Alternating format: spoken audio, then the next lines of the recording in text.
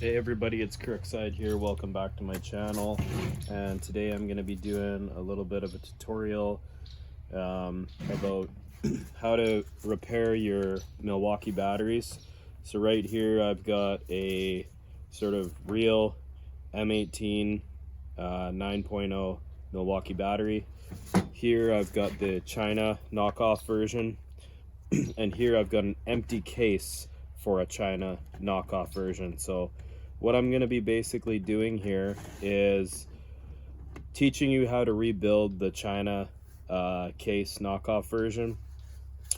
I've used both of these batteries quite a bit. They both weigh very similar amounts. I do strongly believe that this probably is a better battery than this one here. But this is pretty darn good for the price. The price that it was in China. It's probably a quarter of the price of the real battery, and it probably does about 75% of what this one does, so it's worth the buy. The only problem is if they do drop from heights, it is a cheaper plastic. So in this case scenario, this one broke right here. The button's a little bit different, how it displays it, like how much charge is left in it. This one here, a little bit of primer hit it, but actually this one doesn't even work at all. But the battery works, the display doesn't. I could send it back to Milwaukee and get it fixed under warranty, I'm sure of it. I just haven't got a chance. So I'm going to start with showing you guys how to fix your Milwaukee battery or your Milwaukee knockoff from China with a new one if you drop it too hard. Basically this fell off a ladder about 5 feet in the air and caused it to break right here.